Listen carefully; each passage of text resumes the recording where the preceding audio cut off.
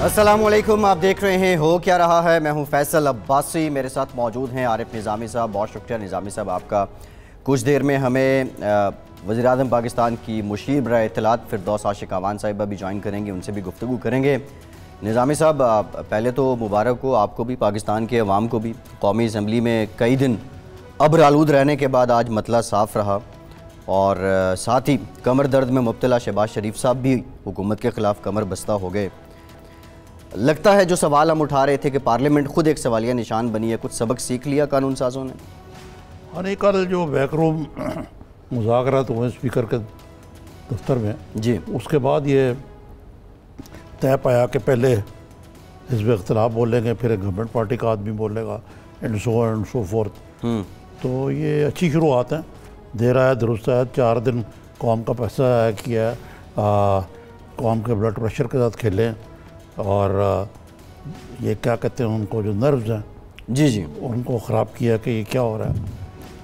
तो ये पहले दिन ही कर लेते। ये जज्बात और जो पार्लियामेंट है इसको अलग अलग करके रखना चाहिए मेरे ख्याल है। अच्छा, अपोजिशन की उलझाओ, अपोजिशन की कन्फ्यूजन कुछ कम हुई है? कोई एक नुक्ता अपोजिशन का आपको नज़र आ रहा है? माँ सिवाय एक मफरूज़ों पे मबनी बात कर रहे हैं कि हम इस बजट को पास नहीं होने देंगे, बजट में तरमीम की जाए। लकीली आज कुछ सब्सटेंशियल बात हुई है, कुछ सजेशंस भी अपोजिशन की जानिब से दी गई हैं। नहीं, सबसे जो सिग्निफिकेंट बात है वो ये नहीं है, वो ठीक है, वो तो कहते ही है, अपोजिशन का काम है तनकीद करना। शहबाज शरीफ साहब ने दोबारा मिसाक जमहूरियत की बात की है। मिसाक मईशत बात यह है कि ये मैं आपको एक बड़ी सितम ज़रीफ़ी है हमारे सिस्टम की, और हमारे जो सियासतदान हैं जब भी अपोजिशन में होते हैं तो उनको जमहूरियत याद आ जाती है, जमहूरी इक़्तिदार याद आ जाती है। नवाज शरीफ साहब के दौर में बजट इजलास कैसे होते थे? ऐसे ही ऑलमोस्ट होते थे। अपोजिशन बेचारी ये पीपल्स पार्टी अपोजिशन में थी। जी जी, हैरान और शितर रहे थे, सेकंड थर्ड रीडिंग एकदम में करके बजट पास। बिल्कुल ऐसे है। तो मकसद है, अब कहते हैं जी कि जमहूरियत ख़तरे में पड़ गई है। और एक दिलचस्प फिक्रा जो आज मैंने देखा है वो मरियम नवाज़ का, कि यानी उल्टा है कि बजाय कि अपोजिशन हुकूमत के ख़िलाफ़ तहरीक चलाए, हुकूमत अपोजिशन के ख़िलाफ़ तहरीक चला रही है। अच्छा, एक रवैया ज़ाहिर हुकूमत का, निज़ामी साहब इस पर ख़ासी तनकीद भी हमने की है, जिस तरह हुकूमतों का रवैया होना चाहिए वो नहीं है। लेकिन फिर जो आप दूसरी बात कर रहे हैं कि माजी में नून लीग का वतीरा भी कुछ इसी तरह का रहा है। बुनियादी तौर पे अपोजिशन इस वक्त जो सारी सियासत कर रही है, महंगाई को बुनियाद बना के, अवाम के मसाइल को बुनियाद बना के, लेकिन ये सारी सियासी जमातें अपनी सियासत तो चमका रही हैं। क्या ये सब कुछ करने से मसाइल हल हो जाएंगे? देखिए, महंगाई को बुनियाद बनाने से ज़्यादा वो हुकूमत की इनकॉम्पिटेंस को जी, और बास निशान है वो बिल्कुल जो है ठीक ठीक तीर मार रहे हैं। अब मसला ये है कि 143% गैस शिकम जुलाई से महंगी हो रही है जी, मुख्तलिफ स्लैब्स हैं उसके, लेकिन हर शख्स के लिए महंगी हो रही है। डॉलर जो है वो और ऊपर चला गया जी, टैक्सों की भरमार हो रही है। अब ये भी कोई बात गलत नहीं है कि शहबाज शरीफ साहब ने जो आज कहा कि IMF के लोग जो हैं वो मुस्तार ली के जो ये IMF की, ये बजट ही IMF ने बनाया है, बजट ही IMF ने बनाया, दरीच शक। यानी हमारे हाथ पैर जो है वो इतने काट दिए हैं उन्होंने IMF ने कि अब हम उनके बिल्कुल ही मरूना मेहनत है। कौन सी सोवरेनिटी पाकिस्तान की? लेकिन निज़ामी साहब, इससे पहले जो IMF की टर्म्स एंड कंडीशंस थी, IMF जो बातें करता था कि आप अपने पावर सेक्टर में बेहतरी लाएं, आप अपने खाते उनका ऑडिट ठीक करें, आप अपने रुपए को असल जो उसकी कदर है उस जगह ले आएँ, ये सारे काम अगर IMF ना भी कहता वो भी कर देने चाहिए थे। लेकिन अगेन इसका कोई मिडल वे था? ये प्रेशर अवाम पे उस लेवल, असल में हुआ ये है, इसको अंग्रेजी में कहते हैं चिकन जब काम टू रोस्ट। पीटी की हुकूमत ऐसे मरले पे आई है कि माजी में ये होता रहा है कि IMF का पैकेज लिया, उस वक्त अपने डंग टपाओ काम किया, उनको भी पता होता था इन्होंने इम्प्लीमेंट नहीं करना, IMF वालों को भी, इनको भी पता होता था कि हमने, और वो प्रोग्राम पूरा नहीं होता था। ठीक है, लेकिन पिछली जो PMLN की हुकूमत है उन्होंने IMF का प्रोग्राम जो है वो मुकम्मल किया। ये मौजूदा था कि उन्होंने किया, और इकॉनमी स्टेबलाइज भी हुई जी। लेकिन जो IMF का रवैया ये है कि गलती की गुंजाइश थी जनाब, आप पैसे ले लेते हैं और स्ट्रक्चरल रिफॉर्म्स लेके नहीं आते, चकमा देते हैं IMF का। दूसरे अब मसलन मामले आप देखें इस बजट में भी आप बड़ा चर्चा है, जो टैक्सों की भरमार है, ये है वो। जो असेंबली में बैठी हुई एग्रीकल्चर लॉबी है उसको छेड़ा हमने नहीं। एग्रीकल्चर लॉबी को तो पहले कब नुकसान हुआ है जो असेंबलियों में बैठे लोग हैं? देखा ना, इस मुल्क का एक सबसे बड़ा मसला है कि हम एक ज़र्रीबा मुल्क है जी। जागीरदार और एब्सेंटी लैंडलॉर्ड्स असेंबलियों में डोमिनेट करते हैं। वो अपनी जो इनकम आती है उनको कोई इंसेंटिव नहीं है कि हम वहाँ पानी का बेहतर इस्तेमाल करें, खाद का बेहतर इस्तेमाल करें। वो कहते हैं मैं रियायत देते जाएँ, ये भी सब्सिडी दें, वो भी सब्सिडी दें, जिससे हम बड़े बड़े लैंड क्रूजर खरीद लें, हमें फंड मिल जाए, ये हो जाए वो हो जाए। तो उनको टैक्स देने की तरफ तो कोई इंसेंटिव ही कोई नहीं है। टैक्स की तरफ इंसेंटिव लेकिन है, ये एग्रीकल्चर टैक्स बराए नाम है जी। वो कहते हैं जी सोफा का काम है, बिल्कुल ठीक है। वो भी ऐसे ही है, उससे अच्छा ना ही हो टैक्स। फिर ये आज शहबाज शरीफ साहब ने पॉइंट आउट किया कि इनडायरेक्ट टैक्सेस की भरमार कर दी गई। जी जी। अच्छा, इनडायरेक्ट टैक्सेस की रेशो यही थी इनके, 60% ही थे। जो नून लीग का दौर था उसमें भी 60% ऑलमोस्ट इनडायरेक्ट टैक्सेस थे, लेकिन नून लीग बाकी तरीकों से टैक्स कलेक्ट कर लेती थी।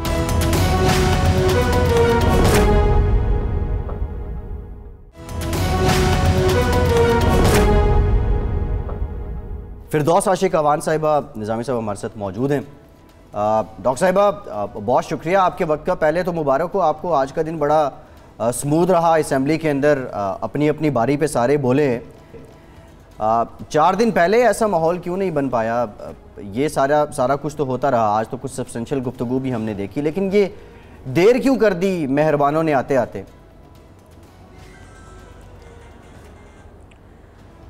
बिस्मिल्लाहिर्रहमानिर्रहीम। देखें, उस पार्लियामेंट के अंदर जहाँ हुकूमत की ज़िम्मेदारियाँ हैं वहाँ अपोजिशन का भी एक किरदार है, और दोनों जब गाड़ी के 2 पहिए पैरेलल चलेंगे तो ये जमहूरियत की गाड़ी चलेगी और पार्लियामेंट ऑपरेशनल और फंक्शनल होगी।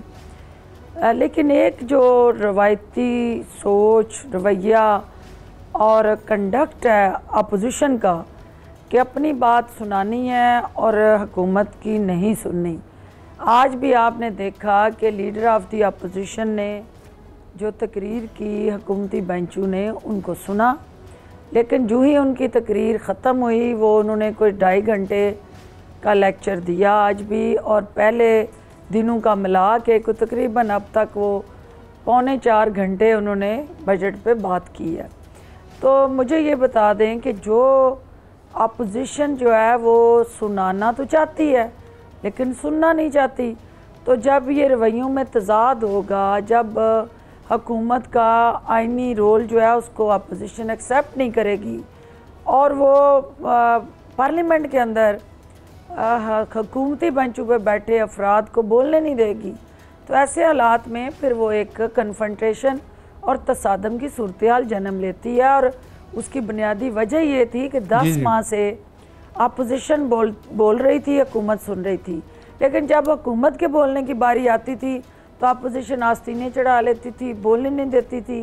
तो ये एक सब्र का पैमाना हुकूमत का लबरेज हुआ, और हुकूमती बेंचों पे बैठे जो हमारे अरकान हैं उन्होंने ख़ास तौर पे जिस दिन बजट स्पीच थी वज़ीर आज़म की मौजूदगी में, जिस तरह से अपोजिशन ने घिराव किया स्पीकर का और हमारे मिनिस्टर को बजट तकरीर जो आइन का एक बुनियादी जुज़ है, पार्लियामेंट की आइनी ज़िम्मेदारियों में आता है, वो बजट जो है वो पेश करने से उसको रोका, तो जिसकी वजह से ये तसादम बढ़ा।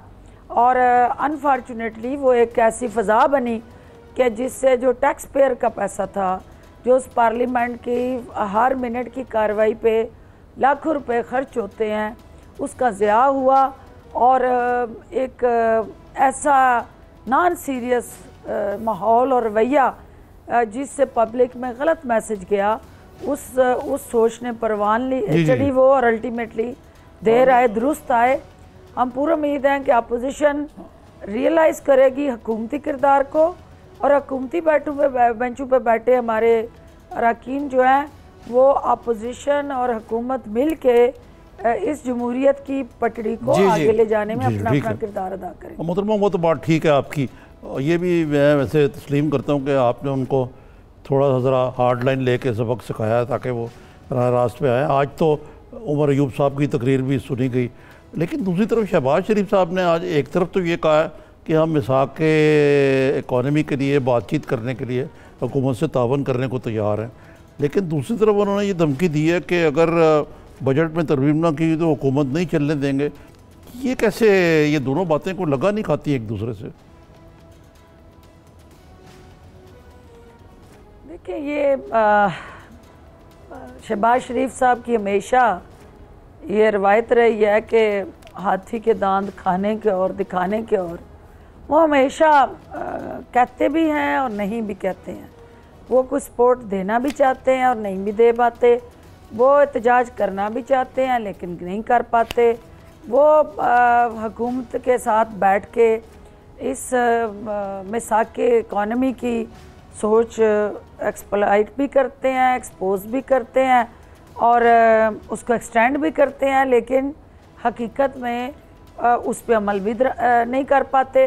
तो इसका मतलब है कि वो ख़ुद भी अपने किरदार के हवाले से गू का शिकार हैं, साफ छुपते भी नहीं, सामने आते भी नहीं। उन्हें समझ नहीं आ रही कि वो अपनी जाती उम्रा से बैठी वो मोहतरम भतीजी की लाइन को लें, जेल में बैठे अपने भाई की लाइन को लें, आवाम की लाइन को लें, अपने दिल की बात सुने या हकायक को सामने रख के आगे चलें, तो वो एक कन्फ्यूजन का शिकार हैं। तो जिसकी बुनियाद पे उनके अमल और कौल और फेल में तज़ाद है। वो कह कुछ रहे हैं, कर कुछ रहे हैं, और ये चीज़ इस बात की तरफ अक्कासी करती है कि नून लीग के अंदर एक बयानिए पे सब मुत्तफिक नहीं है और हर शख्स का अपना बयानिया है और जो तज़ादात का शिकार है और उस पर कंसेंसस नहीं है। तो जिसकी वजह से लीडर ऑफ द अपोजिशन की उस तकरीर में वो सारी झलक नज़र आई कि अपने तकरीर के कुछ हिस्सों में उन्होंने रिकन्सिलिएशन की बात की, कुछ हिस्सों में वो तसादम की तरफ गए, कुछ हिस्से में जाके उन्होंने तकरीर के हुकूमत को टफ टाइम देने का ऐलान किया। तो उन्होंने एक तीर से कई शिकार किए, अपने ख़ानदान का, अपने जमात के अंदर बैठे अफराद का और हुकूमत का। उन्होंने वो तर्कश जो चलाए तो वो एक तीर से कई टारगेट उन्होंने आज हिट किए। तो हमें समझ आ रही थी कि वो कहाँ क्या कहना चाह रहे हैं, लेकिन मैं समझ उन्होंने आज हकायक मसाख किए हैं। बहुत सारी बातें उन्होंने जो आज फ्लोर ऑफ द हाउस में कही, ये सच्चाई का फोरम है। इस फोरम पे हमें झूठ से गुरेज करना चाहिए, लेकिन अनफॉर्चुनेटली उन्होंने जो हकायक आज पार्लियामेंट के फ्लोर पे बयान किए उसका ना तो बजट की किताबों से कोई लेना देना है, ना उन तरक्याती स्कीमों के साथ जुड़ी कोई हकीकत है और ना कोई ऑनवर्ड किसी सियासी सोच की आईनादार और अक्कास है उनकी तकरीर। वो सेल्फ प्रोजेक्शन प्रोग्राम था और ज़ाती इश्तिहारी मुहिम थी जिसका उन्होंने आज फिर मुजाहरा किया और अपनी ज़ात के साथ जुड़े खुद नुमाई तकरीब थी। पूरी 2.5 घंटे की तकरीर जो थी वो सिर्फ और सिर्फ अपनी ज़ात मैं। तो जब ये सोच होती है तो आपको पता है फिर उसमें कन्फ्रंटेशन होती है, क्राइसिस होता है। सही है। और जब तसादम होता है तो फिर क्राइसिस उसके साथ जुड़ी तलख हकीकत है। जी, मैं ये अर्ज़ करना चाह रहा था, मैं बड़ी सही बात की, साफ छुपते भी नहीं, सामने आते भी नहीं। ये तो चचा भतीजे का मामला है ना, अगर आप देखें तो ये अंदरूनी मामला है PMLN का कि कोई हार्ड लाइन ले रहा है, कोई सॉफ्ट लाइन ले रहा है, कोई मिली जुली लाइन ले रहा है। ये तो सही है कि उनको अपनी लाइन सीधी करनी चाहिए, लेकिन दूसरी तरफ ये शहबाज शरीफ साहब ने भी आज का ये क्यों तासर पाया जा रहा है, और है भी ये तासर कि ये बजट जो है ये तो हमारे पाकिस्तानियों ने बनाया ही नहीं है, ये तो IMF का बनाया हुआ बजट है। ये नहीं कि IMF के आशीर्वाद से बनाया, शहबाज शरीफ साहब ने कहा कि बनाया हुआ ही उनका है। तो ये इतना बड़ा क्रिटिसिज्म जो है इसको, ये तो पाकिस्तान की सॉवरेनिटी के ख़िलाफ़ है एक किस्म का। देखिए, ये चूँकि ख़ुद जो है वो बैरूनी आकाओं के इशारे पे वो तमाम कौमी सलामती पे हमले करते रहे और पाकिस्तान की सॉवरेनिटी को ब्रीच करते रहे, तो वो ये समझ रहे हैं कि ये पुराना पाकिस्तान है। उनको ये बावर करवाना है कि ये अब नया पाकिस्तान है। यहाँ पे सुपरमेसी ऑफ पाकिस्तान इंटरेस्ट जो है, नेशनल इंटरेस्ट उसकी है। यहाँ रूल ऑफ लॉ है, यहाँ कानून और आइन की बालादस्ती है, और अब सबसे सुप्रीम इंटरेस्ट आपका पब्लिक इंटरेस्ट है। लिहाजा किसी माई के लाल की ये जुर्रत नहीं है कि इमरान खान की उस कायदाना सलाहियतों को डिक्टेट करे और कोई उनको अपनी मर्ज़ी का बयानिया, वो बजट हो या कोई और किसी बैरूनी आका के इशारे पे अब वो दिन चले गए हैं। शहबाज शरीफ साहब, जब आप डिक्टेशन लिया करते थे और इमरान खान इस मुल्क और कौम के मफाद में इस बजट की एक एक जो सतर है, लाइन है, वो इमरान खान ने खुद उसको देखा भी है और उसका जायज़ा लिया है और उसके साथ अवामी अमंगों को जोड़ा है, क्योंकि वो दर्द दिल और एहसास रखने वाली लीडरशिप है। और इस बदतरीन मुआशी बहरान में जिसमें पाकिस्तान बैंक दिवालिया होने जा रहा था, इसमें जब हमें हुकूमत मिली तो 2 हफ्ते के रिजर्व थे, उसके इन हालात में भी उन्होंने उन मुस्तहिक और पिसे हुए तबके को नहीं बुलाया। उनके साथ पैरेलल उन्होंने स्पोर्ट्स स्ट्रेटजी बनाई और 192 अरब रुपया उन पिसे हुए तबकात को रिलीफ देने के लिए रखा। 216 अरब की सब्सिडी रखी बिजली में 300 यूनिट वालों के। ठीक है, बिल्कुल ठीक है। और ये सारा वही लीडरशिप कर सकती है जिसके दिल में अवाम का दर्द होता है। अच्छा मोहतरमा, ये आज बिलावल भुट्टो साहब ने भी कहा कि प्रोडक्शन ऑर्डर जरदारी साहब के किए जाएँ, उनकी कॉन्स्टिट्यूंसी के लोगों को महरूम किया जा रहा है। ख्वाजा साद रफीक का भी मामला आया और इस पर कुछ आपके हुकूमत के हलीफ मसलन MQM और BNP बेंगल ट्राइब के लोगों ने भी दस्तखत कर दिए। तो ये इसको इतना बड़ा मसला क्यों बनाया हुआ है? जमहूरियत का आपने इतना अभी दरस दिया है, तो फिर कोई इस मामले में कोई थोड़ी सी रवायात जो हैं पुरानी, उनको क्यों नहीं आगे चलने देते? देखिए, अगर निज़ामी साहब, पहली बात तो ये है कि ये स्पीकर का इस्तेहकाक है और स्पीकर ऑफ द पार्लियामेंट जो है वो प्रोडक्शन आर्डर पहले भी जारी करते रहे और अब भी अपोजिशन उनको कन्विंस कर ले, बावर करवा ले कि ये अफराद जो हैं इनके बगैर पार्लियामेंट्री प्रोसीजर चल नहीं। लेकिन प्राइम मिनिस्टर साहब कहते हैं मैं नहीं आने दूंगा उनको। प्राइम मिनिस्टर साहब तो कहते हैं मैं नहीं आने दूंगा इनको। नहीं, प्राइम मिनिस्टर ने किसी जगह ये नहीं कहा, किसी जगह आप उस ये तो मीडिया में आया। ये रिपोर्ट हुआ है डॉक्टर साहिबा, जो आपकी पार्लिमानी पार्टी का इजलास हुआ उसके बाद ये रिपोर्ट सामने हुआ है। ये गलत रिपोर्ट हुआ। अच्छा ठीक है, ये गलत रिपोर्ट हुआ है और जिसने भी ये रिपोर्ट की है वो गलत की है और मैं उसको कंडेम करती हूँ। प्राइम मिनिस्टर कभी भी ये बात ना उन्होंने की है और ना करेंगे। पार्टी के अंदर बैठ के जब आप अपने घर में बैठते हैं तो बहुत सारी चीज़ें आप डिस्कस करते हैं, घर के अफराद से आप तमाम मुश्किलात का जिक्र करते हैं और घर को ठीक करने का लाएमल बनाते हैं। वो मीडिया के लिए स्टेटमेंट्स नहीं होती हैं और ना वो मीडिया को जारी होती हैं। और घर की बातें बाहर आके कोई घर के सरबराह के साथ जोड़ता है तो वो किसी सूरत भी वेलविशर नहीं होता। तो लिहाजा ये वज़ीर आज़म के ज़ात के साथ जोड़ के जो प्रोपेगेंडा किया जा रहा है ये बेबुनियाद और मनगढ़ंत है और मैं इसकी सख्ती से तरदीद करती हूँ। हाँ, प्राइम मिनिस्टर की ये सोच ज़रूर है। वो कहते हैं कि इस माशरे के अंदर हम इस सोशल फैब्रिक को बदलने आए हैं, हम सोशल डायनामिक्स को तब्दील करने का मैंडेट रखते हैं। तो ये किस महज़म माशरे में है कि कोई भी मुलज़म जो दिल्ली बैंक अकाउंट्स के अंदर अरबों की टीटीज़ में इन्वॉल्व हो या मुख्तलिफ अप्रूवल उसके ख़िलाफ़ स्टेटमेंट्स दें, तो वो ग्लोरीफाई करके उस जुर्म को बयान करना, पेश करना और उसको कौमी हीरो बना के पेश करना, ये ज़्यादती है। और ये आपका बिल्कुल बजाय है कि जब तक कोई साबित नहीं होता वो आप उसको मुजरिम नहीं कहते। लेकिन ठीक है, ये एक ब्रेक लेना है डॉक्टर साहिबा, ब्रेक लेना है। हीरो भी नहीं कह सकते। सही है, सही है। ठीक है डॉक्टर साहिबा, ब्रेक लेना है। आप कह रहे हीरो भी नहीं हो सकता ठीक अगर है, मुजरिम नहीं हो सकता तो। ठीक है डॉक्टर साहिबा, एक ब्रेक लेना है, ब्रेक के बाद बस आएंगे, यहीं से गुफ्तगू करेंगे। लेकिन आप कह रही हैं कि प्राइम मिनिस्टर साहब ने ऐसा कहा नहीं है, और दूसरा आप ये भी कह रही हैं कि ये घर की बात है, घर में बहुत सी बातें होती हैं। कि जो पार्लियामेंट्री पार्टी की मीटिंग में बात होती है कोई, वो तो आपस में बात है ना, उन्होंने को मीडिया पे थोड़ी कहा। ये कह रहे हैं, ये मतलब ऑफिशियल बयान उनका नहीं है। ठीक है टेक्निकल, लेकिन डॉक्टर साहब बड़े अच्छे तरीके से यहाँ पे बेनिफिट ऑफ डाउट देना चाहिए। बिल्कुल ठीक है, बिल्कुल ठीक है। हो सकता है ये गलत रिपोर्ट हुआ, सियाक़त से बाग से हटके हुआ।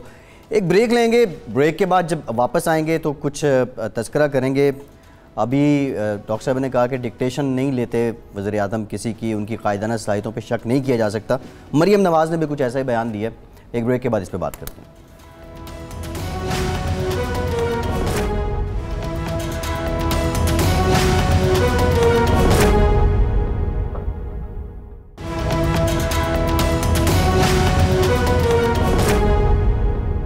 ये बताइए मोहतरमा के जिस दिन बजट अनाउंस हुआ है, सबसे पहले तो खान साहब वज़ीर आज़म साहब जो है वो क्या पैगाम देना चाहते थे जिसके लिए कौम से ख़िताब ज़रूरी था।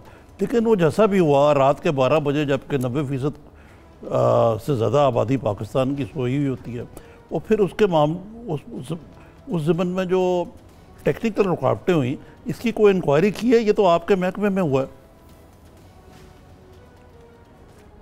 निज़ामी साहब, असल में प्राइम मिनिस्टर ऑफ पाकिस्तान ने इससे पहले 2 पब्लिक सर्विस मैसेज रिकॉर्ड कराए, और जो उन्होंने ये एसिड डिक्लेरेशन ऑर्डिनेंस के हवाले से और फिर ये बेनामीदार कवानीन जो है उन पे 30 जून की जो डेडलाइन दी उसके हवाले से, अब ये भी वो एक पब्लिक सर्विस मैसेज रिकॉर्ड कराना चाहते थे और उन्होंने करवाया। जब वो पब्लिक सर्विस मैसेज रिकॉर्ड करते करते, यूजुअली 4-5 मिनट का होता है पब्लिक सर्विस मैसेज, उसको जब आप निकालते हैं तो ये 1.5-2 मिनट का बनता है। तो इसी सोच के तहत जिस मीडिया हाउस ने उनका पहले पब्लिक सर्विस मैसेज रिकॉर्ड कराया, दोबारा उन्होंने उन्हीं को बुलाया। अब वो सारी HD रिलेटेड रिकॉर्डिंग थी जो कोई 38 मिनट्स की थी। जब वो एक्सटेम्पोर बोले और एक ही उसमें बोलते गए, तो वो पॉइंट्स जो थे उन्होंने दिन की बातें वो सारी रिकॉर्ड कराई। तो उन्होंने कहा जी कि ये आप चला दें। अब वो प्राइम मिनिस्टर ऑफ पाकिस्तान की जो तकरीर होती है वो एक प्रोटोकॉल है, कुछ उसके SOPs है, और वो बिल्कुल उसको रिकॉर्ड करता है, और उसका पहले से एक सारा मैकेनिज्म होता है, उसके सर्टन TORs हैं। लेकिन पब्लिक सर्विस मैसेज को जब हमने तकरीर की शक्ल में PTV से चलाने की कोशिश की तो वो टेक्नोलॉजी का मिसमैच था, नथिंग एल्स। कैसे मिसमैच कैसे हो गया डॉक्टर साहिबा? आपको पता आपने एक एडिटेड रील चलानी है। नहीं, वो ये हुआ जो आउटसोर्स कर दिया ना उन्होंने, आउटसोर्स कर दिया। PTV ने नहीं किया। जो उसमें मैं जो बात कहना चाह रही हूँ, देखिए वह PTV की टेक्नोलॉजी जो है आज भी DVD पे चलती है। वो रेंडरिंग होती है कार्ड से, और कार्ड से आप जब चिप से HD जो है, आज टेक्नोलॉजी सारी चिप कार्ड पे आ गई है। PTV अनफॉर्चुनेटली आज भी SD टेक्नोलॉजी पे HD पे नहीं गया। तो जब वो रेंडरिंग के बगैर वो टेपों की बजाय वो उन्होंने उसको NLI पे वो चलाने की कोशिश की, तो वो सारा क्राइसिस क्रिएट हुआ, और उसकी इंक्वायरी की है मैंने और ज़िम्मेदारों का तयन किया है। लेकिन उसका एक ही सोल्यूशन है, बजाय इसके कि लोगों को सज़ाएं दूं, बजाय इसके कि उनके इस कंडक्ट पे मैं उनको नौकरियों से निकालूं, एक बेहतरीन उसका जवाब ये है कि हम टेक्नोलॉजी को इम्प्रूव करें। PTV एक स्टेट आर्गन है, उसको हम जो है वो स्ट्रेंथन करें और डिजिटलाइजेशन की तरफ लेके जाएं, और अल्टीमेटली जब हम PTV को एम्पावर करेंगे, रिस्ट्रक्चराइज करेंगे, इंस्टीट्यूशन बनाएंगे, तो इस किस्म की फिर जग हंसाई दोबारा नहीं होगी। मतलब है कि टेक्नोलॉजी रिप्लेस करने का प्रोग्राम है आपका, कुछ इन्वेस्टमेंट करनी पड़ेगी। यकीनन ये सही है आपकी बात। ये वाकई हुकूमत के वज़ीर आज़म ने कहा कि हम सेनेट के चेयरमैन की हमायत की यकीनदानी कराइए। सेनेट के चेयरमैन को गिराने का प्रोग्राम है, इस बारे में कोई हिकमत अमली क्या होगी हुकूमत की? अगर पीपल्स पार्टी और PMLL मिल गए और बाद कुछ उनकी इत्तेहादी जमातें और आज़ाद रुकन भी आ गए, तो सेनेट के चेयरमैन की फरागत हो सकती है। देखिए बात तो ये है कि सेनेट का चेयरमैन निज़ामी साहब एक कॉन्स्टिट्यूशनल पोस्ट है, उसको इलेक्ट करने का भी तरीका आइन में दर्ज है और उसको निकालने का भी दर्ज है। ना ये ख्वाहिशात से बन सकता है और ना ख्वाहिशात की बुनियाद पे इसको घर भेजा जा सकता है। तो अपोजिशन जो है उनकी भड़कें और उनका वावेला और उनकी ये आओ बका इस तरह उन्हें घर नहीं भेज सकते। आप जब वो कॉन्स्टिट्यूशनल मूव करेंगे उसके बाद हुकूमत जो है अपना लाएअमल वाज़िया करेगी और चेयरमैन सेनेट जो है वो आपके सुप्रीम हाउस का कस्टोडियन है। और आप अपने वफाक पे हमला क्यों करना चाहती है अपोजिशन? छोटी इकाइयों का मिल के जो अदारा पूरे पाकिस्तान के अवाम के हकूक़ के तहफ़्फ़ुज़ की ज़मानत दे रहा है, उसको क्यों कमज़ोर करना चाहती है? सिर्फ सियासत की नज़र क्यों करना चाहती है? सियासी मफादात अपनी जगह हैं। जो सेनेट ऑफ पाकिस्तान है ये आपके वफाक की तमाम इकाइयों को इकट्ठा करने की सिंबल ऑफ यूनिटी है। तो सिंबल ऑफ यूनिटी को तार तार क्यों करना चाहते हैं ये इन लोगों की ख्वाहिशात क्या हैं, इनके टारगेट क्या हैं, इनके अज़ाइम क्या हैं? सिर्फ और सिर्फ अच्छा, ये एजेंडा है कि हमें जो है ना, हम नहीं तो कुछ नहीं, हम हैं तो सब कुछ है। तो ये सोच जो है इसकी नफ़ी करनी है हमने। अच्छा ठीक है डॉक्टर साहिबा, अपोजिशन तो चेयरमैन सेनेट को हटाने की बात करती है, ये खबरें तो आ रही हैं, लेकिन हुकूमत की जानिब से कुछ वज़ीर मौसूफ ऐसे हैं जिनके बयानात को लेके अखबारों में एडिटोरियल भी लिखे गए, तनकीद भी की गई, मुसलसल तंज हो रहा है, 5000 बंदे लटका दिए जाएं। और कुछ लोगों का तो ये भी कहना है कि जंग अजीम दोयम से पहले जो दुनिया के हालात थे, मुसोलिनी का स्कूल ऑफ थाट, हिटलर का स्कूल ऑफ थाट, वो ऐसी बातें किया करते थे। ऐसे गैर मोहतात बयान देने का मकसद सोचे क्या इस पे कहें? ये ज़रा डॉक्टर साहिबा से भी जान लेते हैं क्योंकि ये हुकूमत की तर्जुमान है। ऐसे बयान देने के पीछे पहली बात तो ये है कि आज जी वो उस पे आएंगे, आप वेज बोर्ड की बात भी करेंगे। तो आज मुझे शाबाश देनी चाहिए थी, उस पे आएंगे डॉक्टर साहिबा, इस पे शाबाश देनी चाहिए थी डॉक्टर साहिबा, उस पे आएंगे, वेज बोर्ड पे आएंगे। आप मेरे उस्ताद हैं।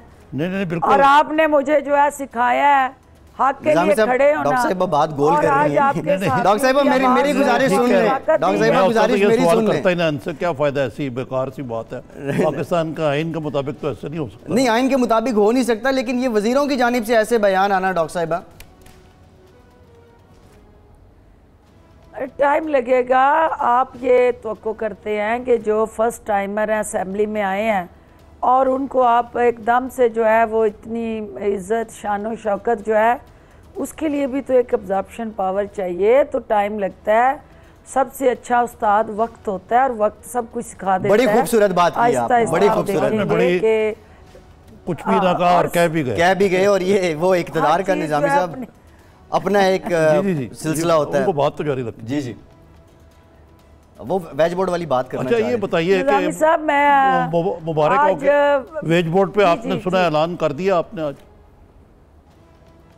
कोई खुशखबरी दें मीडिया को भी। देखें जी, ये आपकी हदायत की रोशनी में तमाम स्टेक होल्डर्स की कंसल्टेशन से आज इमरान खान ने वज़ीर आज़म पाकिस्तान की वो जो सोच थी मज़दूर और मेहनत कश वर्कर के साथ जुड़ी, उनकी पॉलिसीज़ की आइनादार जो प्रायोरिटीज़ थी, तरजीहात थी, आज उसके ऊपर हमने इंटरिम वेज अवार्ड का ऐलान करके उस सिमत में पहला कदम उठाया और हम अपनी उस मंजिल की तरफ चल पड़े हैं जो मीडिया की आज़ादी के साथ जुड़ी है, जो मीडिया को पावर करके ताकत दे के एक इदारे के तौर पे बाख्तियार बना के इस मुआशरे की तश्कील नौ में उनका जो कलीदी किरदार है उसकी सरपरस्ती करना और उनकी जायज़ ज़रूरियात और हकूक़ का तहफ़्फ़ुज़ करना,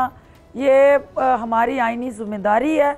और आज उस ज़िम्मेदारी को पूरा करते हुए ये तकरीबन 18 साल से 7th वेज अवार्ड निज़ामी साहब ये 2001 में आया था और ये एक इमरान खान साहब की उस कायदाना सलाहियतों को सलाम है कि उन्होंने भरपूर सरपरस्ती करके ये वेज अवार्ड 8वां जो है उसका इंटरिम अवार्ड आज अनाउंस कर दिया, जिसके तहत आपके 8500 रुपया जो है आपके एडिटर, आपका जो ग्रेड 1 से 4 तक का जो है वर्कर उसके लिए 6500 रुपया, और जो आपका ग्रेड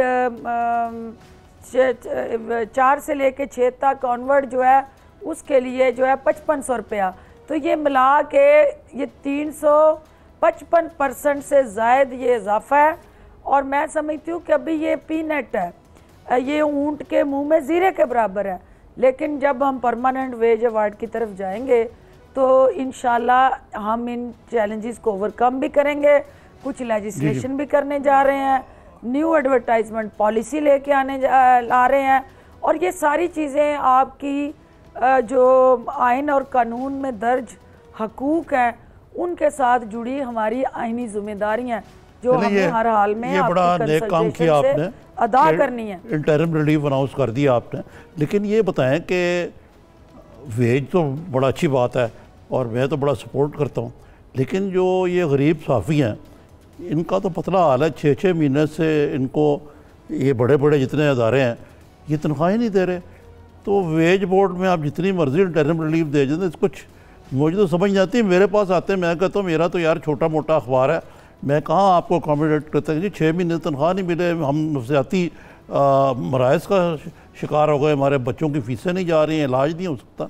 तो ये भी तो इन लोगों को मैंडेटरी करें, जो इश्तिहार लिखते हैं तो उनको लोगों को तनख्वाह नहीं देते। हमने दो काम किए हैं, 2 काम आज किए हैं हमने। एक तो इम्प्लीमेंटेशन कमेटी बनाई है ताकि हुकूमत जो इनिशिएटिव ले उसका फॉलो अप हो और रेगुलर उसकी हम सक्सेस और फेलियर को एनालाइज करें, और एक रिपोर्ट सबमिट वो करेंगे 1 माह के अंदर अंदर कि कौन कौन से चैनल्स हैं जिन्होंने हमने उनको वो दिए फंड्स और वो आगे रिलीफ उन्होंने अपने वर्कर्स को पास ऑन नहीं किया और तनख्वाहें नहीं दी। दूसरा हमने ये फैसला किया है कि जो हमारा ये जो इस वक्त मसला बना हुआ है कि सिर्फ प्रिंट से के साथ ये वेज अवार्ड जुड़ा है, हमारे जो इलेक्ट्रॉनिक मीडिया के अंदर जो वर्कर है वो इसका बेनिफिशरी नहीं है, तो उसको भी इसके बेनिफिट के साथ जोड़ने के लिए जो लीगल कम्प्लिकेशंस हैं उनको एड्रेस करने जा रहे हैं। और तीसरी चीज़ जो बहुत ही इम्पॉर्टेंट है वो आपकी जुड़ी हुई है आपकी एडवर्टाइजिंग पॉलिसी के साथ। उस एडवर्टाइजिंग पॉलिसी को भी हम रीवैम्प करने जा रहे हैं, नई एडवर्टाइजिंग पॉलिसी का ऐलान करने जा रहे हैं। तो उससे ये जोड़ देंगे, हम कंपल्सरी कर देंगे कि मीडिया मालकान जो हैं वो जो बेनिफिट या फंड जो हैं वो हुकूमत से लें, उनका वो लिंक अप कर दिए जाएं with the release of the salary of those workers. तो ये इंशाल्लाह कुछ मैकेनिज्म और प्लान हम कर रहे हैं और उसकी इम्प्लीमेंटेशन को इंश्योर करेंगे। ठीक, बहुत बहुत शुक्रिया मोहतरमा आपका। डॉक्टर फिरदौस आशिक अवान साहिबा, बहुत शुक्रिया आपके वक्त का। रामी साहब एक ब्रेक लेंगे, ब्रेक के बाद जब वापस आएंगे तो कुछ बात करेंगे मुस्लिम लीग नून के अंदर के मामलात क्या हैं। और मरियम नवाज़ ने आज जो कहा मैं तो वर्कर्स कन्वेंशन करूंगी, अवामी राब्ता मुहिम करूंगी, ये मैं तो के पीछे कौन सी कहानी है, एक ब्रेक के बाद इस पर बात करते हैं।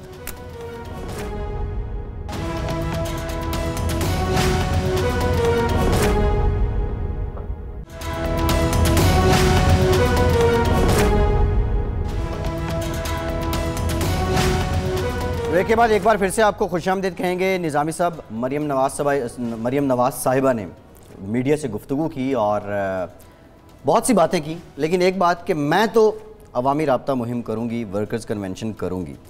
इससे पहले डॉक्टर साहिबा भी बात कर रही थी, हमने भी बारहा कहा कि शहबाज शरीफ साहब की जो तकरीर होती है वो समहाउ होम्योपैथिक नज़र आ रही होती है। शरीफ फैमिली के अंदर कोई डिफरेंट लाइंस हैं। क्यों शहबाज शरीफ साहब के पीछे पड़े? नहीं, मैं पीछे नहीं पड़ा, मैं एक जनरल आपसे जानना चाह रहा हूँ। जाहिर है आपके साथ उनकी दोस्ती भी है, लेकिन मैं जानना चाह रहा हूँ। मेरी दोस्ती को छोड़े, वो बुजुर्ग हैं उनके, मरियम एक शोला नवा, एक निस्बतन नौजवान, बड़ा अच्छा लफ्ज़ है और जज्बा उनमें। फिर इसका क्या मतलब था मैं तो करूँगी? वो ज़रा आपको पता ना कि शहबाज शरीफ की नीयत पे नहीं मैं शुबा करता, उनकी जो मैदान तबाह है वो मुज़ाहमती सियासत की तरफ उसका रुझान नहीं है। कभी मज़ामत की भी नहीं है वैसे उन्होंने, है ना? नहीं, कभी की भी नहीं है और करना भी नहीं चाहते वो। अच्छा, बेटा शहबाज शरीफ साहब का जेल में है, हमजा शहबाज साहब बजाय नैब के पास गिरफ्तार हैं, कैद में ही है एक तरह से। और लेकिन जो आज असम्बली के अंदर उनका कॉन्फिडेंस था, बल्कि पिछले हम कई दिनों से देख रहे हैं। मैं बात करते रहूँगे, हमजा जो है ये मेरे पास अक्सर आते होते थे जब शहबाज शरीफ साहब जद्दा पधार गए हुए थे। तो ये वाहिद ख़ानदान का रुकन था जो जद्दा नहीं गए थे और उन्होंने उनका कारोबार भी संभाला, इन्होंने सफ़र भी किया। और इनकी वर्कर्स में मियाँ शहबाज शरीफ साहब के मुकाबले मेरी दानिश में जी पजीरा ही ज़्यादा। एक चीफ जस्टिस ऑफ पाकिस्तान का आज एक खिताब था तकरीब के दौरान, उन्होंने कहा कि अच्छी खबरें कहीं से नहीं आ रही हैं, सिर्फ एक इदारा अदलिया है वहाँ से अच्छी खबरें आ रही हैं। और उन्होंने बड़ा जजेस को अप्रिशिएट किया जो मॉडल कोर्ट्स बनाए कि उन्होंने 5800 केसेस कुछ दिनों में निपटा दिए हैं। जाहिर है एक की पोस्ट है, पाकिस्तान के मुनसिफ आला हैं, बात बिल्कुल ठीक है। कहते हैं इवन के हम टीवी लगाते हैं तो वर्ल्ड कप देख रहे होते हैं, वहाँ से भी अच्छी खबर नहीं आती है। लेकिन बात यह है, मैं फ्रेंकली स्पीकिंग जजों को डोमेन में रहे, बिल्कुल ठीक है ना। इन्होंने कहा कि फौजदारी मामला जो है क्रिमिनल केसेस में लोग जो कई साल लगते हैं वो ब्रेड अनर्स भी होते हैं अपनी फैमिली के, और जेलों में पड़े रहते हैं, फैमिलियाँ उनकी जो है वो बिल्कुल दरबदर हो जाती हैं। बिल्कुल ऐसे। ये बड़ी अच्छी बात की और उन्होंने कहा कि हमने सारों को निपटा देंगे। ये उनकी वाकई इनको चाहिए कॉन्सेंट्रेट करें इस पर। लेकिन अभी ये कहना कि जी अदलिया कोई बड़ी रोल मॉडल बन गई है, ये बड़ा मुश्किल काम है। लेकिन निज़ामी साहब ये पिछले चंद महीनों में देखा जाए जो दीगर इदारों की भी कारकर्दगी है और अदलिया के फैसले भी देखे जाएं, आपको नहीं लगता कंपैरेटिवली कुछ बेहतरी है? कौन से दीगर इदारे मसलन अब आप बात कर रहे हैं बहुत से सवाल क्रिकेट में अगर हम हार गए तो इसका क्या कोई निजामी साहब इवन अदलिया खुद नैब के मामलात पे बहुत से तहफ़्फ़ुज़ात उठा चुकी है। झगड़ा तो नहीं आप बना देते हैं। मुअज़्ज़िज़ जजेस ये कमेंट्स कर चुके हैं कि नैब केस बना देती है, उसको प्रूव नहीं कर सकती। बहुत सी इदारों की कारकर्दगी, नैब तो खैर आप अपने मुआशी इदारों की कारकर्दगी देख लें, आप अपने क्रिकेट का हाल, नैब को भी उन्होंने नोटिस किया, उन्होंने कि भाई आप तो मतलब कहने का ये है कि कुछ ना कुछ कहीं ना कहीं जो है वो मामलात बेहतर हुए और उम्मीद करते हैं कि मज़ीद यकीन है मतलब बेहतर हुए, लेकिन हमारी तो खूब से खूब तर तलाश। ठीक है। अच्छा, हाई पावर कमीशन का तज़किरा कौमी असम्बली में भी हुआ। शहबाज शरीफ साहब ने कहा कि तहकीकात ज़रूर हों, डिप्टी चेयरमैन नैब ज़रूर इसकी तहकीकात करें, लेकिन ये आगाज़ BRT पेशावर से होना चाहिए। BRT के बारे में जो उन्होंने बात कही ना, मैं उसको फुली एंडोर्स करता हूँ। लाहौर की मेट्रो ट्रेन, मुल्तान की, इस्लामाबाद की, ये 3 को मिलाक है, ये कोई 1 अरब रुपया लगा तकरीबन। और बकौल शहबाज शरीफ साहब के जो BRT बन ही नहीं सकी, वो ना कभी सड़क ख़राब हो जाती है, कभी पता लगता है कि ये ठीक नहीं, कभी वो ठीक नहीं है, उस पर तकरीबन इतने पैसे लग चुके हैं जी। तो ये तो कोई गुड गवर्नेंस की कोई मिसाल नहीं। फिर ये उन्होंने इंकशाफ किया कि एशियन डेवलपमेंट बैंक ने से और फ्रेंच लोन लिया गया, फेडरल गवर्नमेंट ने ऑफ़र की तो वो PTI की जो उस वक्त की हुकूमत थी उन्होंने रद्द कर दी। ठीक। अब फिर एक तरफ कहते हैं हमने कर्ज़ों की इंक्वायरी करनी है, फिर BRT की भी इंक्वायरी करें। मिसाके मईशत की फिर से प्रपोज़ल अपोजिशन की जानिब से, जो एक सीनियर वज़ीर हैं उमर अयूब साहब, उन्होंने कहा कि पाकिस्तान को इमरान खान की सूरत में वो वाहिद लीडर मिला है जो चोरों के ख़िलाफ़ है। एक जानिब चोर की ललकार, दूसरी जानिब मिसाके मईशत की बातें। आज इत्तेफाक की बात है कि मैंने कहा बतौर सहाफ़ी, मेरा जब वो तकरीर कर रहे थे मैंने कहा देखूँ सही, मेरा शायद गूगल करके देखूँ, अगर मैं जानता हूँ अच्छे बड़े बरखुरदार हैं। इन्होंने सियासत का आगाज़ क्यों से किया? अयूब खान के ग्रैंडसन है, स्टेट मिनिस्टर थे उस वक्त, फिर एन में आए, अब PTI में चले गए। तो जिस हुकूमत में होते हैं उस वक्त तो वही इनको इनकलाबी लगता है। तो ही सिंगिंग फॉर हिस्सा पर नहीं, ये तो गौहर अयूब साहब का भी यही सिलसिला था, वो भी नवाज शरीफ साहब के वही साथ, जिन्होंने आमरीत की साय में आंख खोली हो, वो ऐसे ही होता है। ठीक है, ये मैं नहीं कह रहा कि इमरान खान साहब की लीडरशिप जो है वो डायनामिक है, इसमें कोई शक नहीं है और कोई बुरी बात नहीं कि उनका एक वज़ीर उनकी तारीफ कर रहा है। जरदारी साहब के प्रोडक्शन ऑर्डर, पीपल्स पार्टी की स्ट्रेटजी क्या ठीक है? और स्पीकर के चैम्बर के सामने एहतजाज भी हो रहे हैं, असम्बली में बार बार बात भी कर रहे हैं। पीपल्स पार्टी की सियासत तरीका ठीक है, रिवाइवल हो सकता है शॉर्टली? पंजाब में तो उन्होंने ये देखा ना, पार्लियामेंट के अंदर तो आप कह सकते हैं कि यही वो कर सकते हैं, लेकिन पार्लियामेंट से बाहर जब तक पंजाब में वो को अपनी प्रेजेंस शो नहीं करते, जिस तरह मोहतरमा मरियम है, उन्होंने जलसों के ज़रिए या जो भी वो करना चाह रहे हैं, जी जी जी जी, वो पंजाब में अपना उन्होंने उसको आगे तो कर रहे हैं ना। बिल्कुल ठीक तो है। बिलावल साहब अगर पंजाब में नहीं आएंगे तो कुछ नहीं हासिल होगा। बंदे कहाँ से लाएंगे पंजाब में, ये भी एक सवाल है। निज़ामी साहब, प्रोग्राम का वक्त खत्म हो गया, बहुत शुक्रिया आपका, प्रोग्राम से इतना ही। अपना फीडबैक ज़रूर दीजिएगा। फैसल अब्बासी को इजाज़त दीजिए।